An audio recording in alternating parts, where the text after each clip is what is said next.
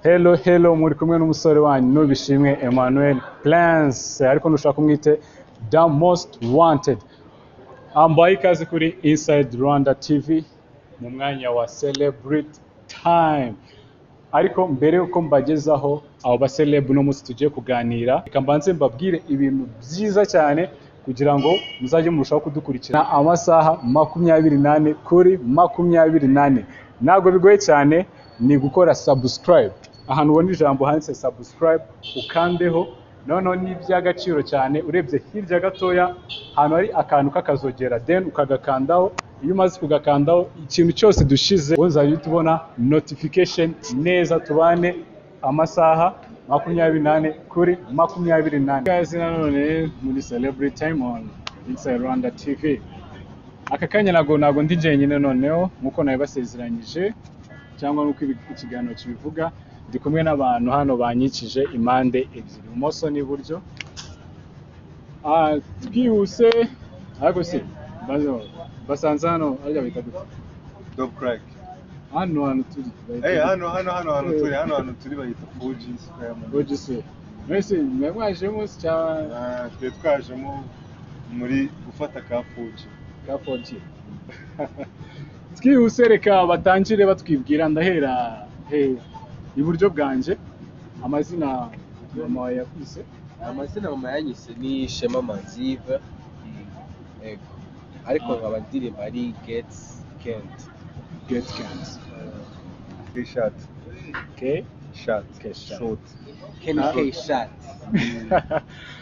Rero muri group yanyu izina ryanyu ryitwa? Group izina ryitwa Dope Crack, C-R-A-C-K. Mu magambo menshi ni creative rap, creative knowledge. Creative rap, creative knowledge. Hauka iyo nyine izina ryaje gute? Ubundi twarahuje tuvuga ko izina Dope Crack ni izina iyo uvuze ikintu kiri dope, uvuze nyine ikintu kirenze gisheka ukora kiri addictive. Na crack nayo iri addictive. No crack yo ifite nabita ko ari nka metaphor or something else. Ivuga ko ari ikintu kiri addictive, still harimo music nayo iri addictive. Ariko still your crack yacu ifite na meaning yindi, ariyo creative rap and creative knowledge. Okay, mwatangiye twatangiye 2014 niyo twashinze group muri 2014. Ariko nayo natangiye twaratangiye no gukora music, kwandika ibiki kubyumvamo muri 2013. Indirimbo ya mbere mwakoze na Dope Crack zari cyane. Indirimbo ya mbere ubundi yasohotse tariki 2 z'ukwa kabiri 2016. Yari kuri anniversaire ya Kenny. Urumva, ariko twayipanze 2014 turangije exetape ya S3. Nibwo twavuze ngo tugiye gukora song bita underrated, turayandika yose.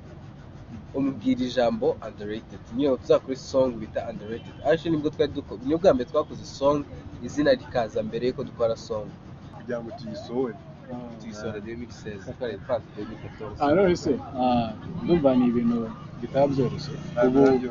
Ubu mumaze gukora indirimbo zingahe ziri hanze zifite audio n'amashusho? Audio dufite audio zirangiye zikoze neza muri studio, n'amavideo amashusho 3 ushyizeho too many ya single yawe. Ni nk'atatu byose, ni kuko mfite solo yanjye, afite solo iyo ibita too many video n'izindi ebyiri twakoranye nka group n'eshatu. None se ubwo iyo wakoze uri solo still ni product ya group?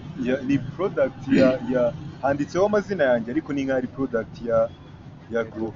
Challenge so far umaze guhura nayo? Iki kibazo ni cyane nari nategereje, ubundi naraye nkirota. Challenge mu releasing songs. Challenge sigiye kuvuga ngo kwandika muri career. Challenge ni imyumvire y'abantu. Hari imyumvire kuko twebwe dukora mu Cyongereza, ka music mu Cyongereza, hari abantu batabyumva bavuga ngo isi kuki ukora mu Cyongereza, ngo Icyongereza ntago cyaguhira, ngo Icyongereza ntabwo ari byiza ugerageza ujye ukora ikinyarwanda, mu kinyarwanda nicyo cyiza kandi njye nishyizemo icyongereza nibyo niyumvamo, nibyo nakundaga kuva na mbere, ubwo rero iyo niyo challenge ya mbere. ubundi apart y'ibyo challenge duhura ni zimwe kuko dukora ibintu aho nigaga abanyumvaga bari bake cyane kurusha abanyumva, bo bagahora bambwira ngo uzahindure style, uzakore mu kinyarwanda kugira ngo abantu ngo bamenye ko koko uri umunyarwanda. none se backend ni mazikora video shati niyo mubana source birahenze cyane, birahenze ariko urabona nk'iyo twatangiye 2014 2016 tugakora songs zacu, icyo gihe cyose twaba turi gukora tukagira ama contacts tukagira iki n'iki, urumva ubundi sources hari igihe ukamenya n'abantu bakakumenya, bamwe bakagufasha akavuga ngo ugende shaka kugufasha ibi n'ibi, wenda hakaza no mu videographer nawe ukizamuka avuga ngo njyewe narabakunze ndabafana reka mufashe tuzakorane, bakora nka video gutya abantu bakabona gusohora amavideo akavuga ngo ubu yashoyemo nk'ibihumbi magana angahe kandi ari nka support y'umuntu wagufashije ibintu nk'ibyo tu ariko cyangwa n'inshuti wenda bisaba amafaranga menshi n'icyo urugendo rya inshuti bakagufasha. Tukigaruka ko nyuma icyo ngicyo hari nabonye music una award yo yari award yari Rwanda Youth Awards Male Artist, tuna nominatingamo na Video of the Year, zose nyine twe twazi aho twabaye nominated hose twaratsinze, aho twabaye nominated hose twatwaye awards harimo akantu karimo nyine urabizi byo mu Rwanda, imbogamizi z'abandagrawundi nyine urumva ku kantu karimo kenshi ariko nyine they did not pay. nyuma ibyo bapromisinze ntabwo nta n'ibyo batanze awards nta n'atanu twabonye. Let's go mutangiye kuri polisi ubaregeze. Hari ikintu mwize kuvuga ko mwiyumvamo kuririmba mu cyongereza, ni kubera iki muririmba mu cyongereza n'ibyo kubera iki? Deja English icyongereza tukiyumvamo kuva mbere no kuva tugikora twumva indirimbo zo mu cyongereza akavuga shaka kuba nkuriya, hanyuma twiyumvishemo ko dufite natwe impano yo kuririmba, nzakora mu cyongereza atari ukuvuga ngo mbikoze gutya gusa, nabanje mbitekerezaho ndavuga deja icyongereza kiri global no hanze bacyumva, ibintu nzakora nyine ntabwo bizaba limited ahantu runaka, ushobora n'umuntu wa hehe hose zabyumva. I'm going for English. No seconds. Ntabwo muteganya kuririmba n'indirimbo imwe wenda mu kinyarwanda cyangwa kundi bavanga icyongereza n'ikinyarwanda? Irahari ariko iyo ntabwo ari nk'indirimbo twapanze kupanga song avuga ngo iyi uzayikora nyine unayishakire promotion n'iki ya song nk'uko wakoraga freestyle ukohereza abantu, iri aho nyine song ariko nyine ntabwo ari genre yacu yo gukora wese nk'umuntu w'icyago numva w'usizi ushaka kumva message muririmba bizagenda cyangwa aho ngaho nyine ubwo nyine ntabwo bizaba bigize kubera ko twebwe twarebye imbere turavuga deja turi no kujya muri viziyo y'icyongereza, ishuri dushishikaza kuvuga icyongereza hehe, turi ku makuru ahantu hose bashishikaza icyongereza, ubaye rero muri generation izaza nibyo turi kujyamo ariko bitavuze ko umuntu w'icyangugu cyangwa urusizi atazi icyongereza, muri icyangugu ni rusizi nawe yamenya icyongereza, ni amatayito abantu bihaye gusa birimitinga bavuga ngo ntabwo buri muntu wa hano na hano ntabwo yamenya icyongereza, twese twamenya icyongereza n'ino vision turi kujyamo twarebye imbere. Noneho hari audience, tureke kwirengagiza ibyo ngibyo genzi, hari audience y'abantu batageze mu ishuri kandi urumva muzike ni abantu bose ibwira umuntu wageze mu ishuri utageze mu ishuri, abo nta kintu mubateganyiriza. Naguhereza urugero rumwe tu, hari filime aba ari nziza ariko iri mu rurimi icyo gihe ushaka subtitles, ibyo byose ukora uko ushoboye kugira ngo uyumve. Nimba nawe koko yumva ko afite umutima wo gukurikira, yumva ashaka kumenya message zirimo, nimba azajya yumva ngo nimba abumva icyongereza bamubwira ati iriya ndirimbo ni nziza irimo message nziza, nawe azashaka kuyimenya maze se ivuga iki, babimubwire, cyangwa se nawe azabisome wenda ashaka ukuntu babitranslatinga cyangwa se ushaka umuntu umutranslatinga. Ushaka ikintu ntabwo wabura uko ubigenza. Hari na songs nyinshi zitari mu rurimi tutazi ariko twumva. Dusoza ndagira ngo buri wese ko abyumva agire icyo asaba recommendation buri muntu ugize aho uri n'umuziki urumva nicyo wamusaba. ndasaba cyane cyane abanyamakuru kujya badukina atari ukuvuga ngo ni umu underground wenda umutwariye indirimbo ayikine rimwe gusa birangira, we akine areba quality y'ikintu, ntiyite ngo ni umu underground, ntiyite ngo areba quality y'ikintu, avuge nagishima akabona ni cyiza uyu muntu ashobora kujya kure akamubona potential, amukine nawe bimuvuye ku mutima, tumukine nk'umuntu ushaka kumuzamura, yaba ari kuri radio, ari kuri television. Abafana bakomeza kudusapotinga ahantu hose. Gento nisaba umuntu wese ugira aho urira na music.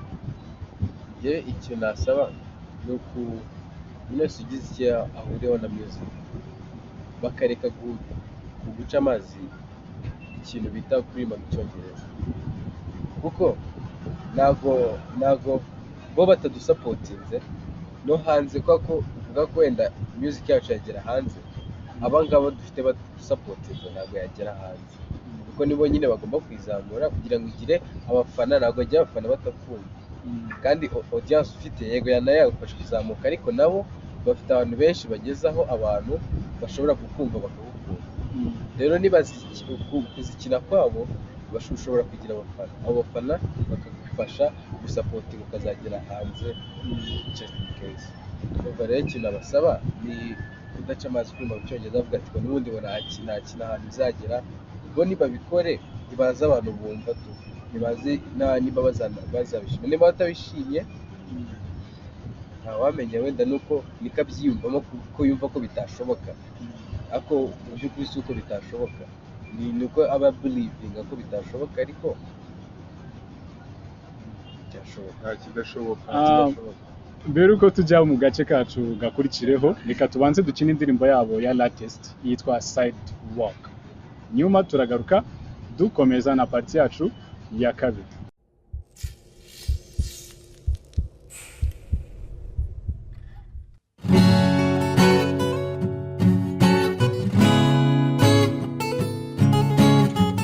Hey,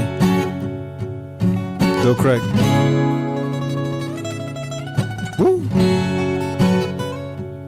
Let's get it. Hey, hey, hey, hey, hey. Grew up with no father, don't you tell me what to do. Homies kept on changing, no one I could lean up to. It was me and my mama, rest of family wasn't true. That's why I stay in my lane, cause no one feels what I went through. I was born 99, February, dead of 2. Mom's on my side and my grandma too. I witnessed them fighting for me, making his moves. Always relocating cause the rent was overdue. My reality was crude, you can tell that I was bruised. Crying in my room at night, feeling so confused. Heavy hearted and nobody never knew. Fell in love with music, started writing in my books. Nah, wasn't for views, man. But when I muse, the same people that never helped me call me a fool. Yeah, but now I get it though. The struggle made me tougher and the anger made me lyrical. I don't got no breaks, the sun is my only limit. You can tell my father never say he's sorry, I don't need it. In the midst of all these hurdles, drowning myself in his music is like the best thing I could do to get away from all this bullshit. Journalists asking for money just to play us on the radio. I almost went in jail when I beat his ass up in the studio. This industry so corrupted, never support the energy. The same people make silly debates why music don't go overseas. Damn, guess you need to change yourself. You need to check yourself. You need to fix yourself. I love you, mama.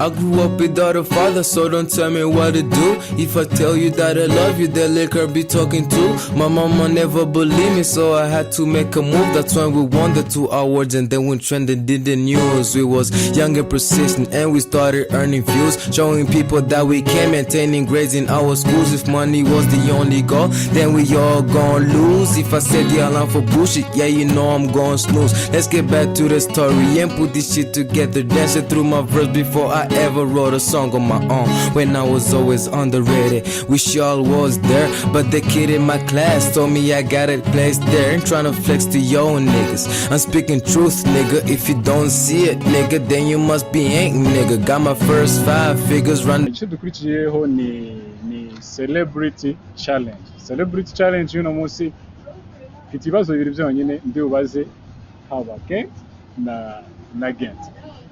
Ejo bundi turi kwitegura ibintu bikomeye cyane, igikombe cy'isi. Sinzi niba bareba ibintu bya match ariko bihangane baransubiza. Kent. Kenny. Sibyo? Ngiye kubaza ikibazo kimwe. Cyane. Icyisi kimaze gukinwa inshuro zingahe? Ikizi kimaze gukinwa inshuro zingahe? Iyi ngiyi ejo bundi itarimo. Ni inshuro nyinshi ntabwo nabimenye. Zingahe umubare? Umubare ni nko kuko cyatangiye gukinwa kera. N'inshuro 18 gutya. Atari uko turi muri 2018 gusa kuko kiba buri nyuma ya buri myaka ine, right? N'inshuro 15 gutya cyangwa 20 nawe ndisho. Okay, Gent. Nawe ikibazo kimwe cyane. Ejo bundi ni match zigiye kuba igikombe kigiye kuba mu Rusiya. Urumva match ya mbere izaba y'igikombe cy'isi izahuza ibihe bihugu.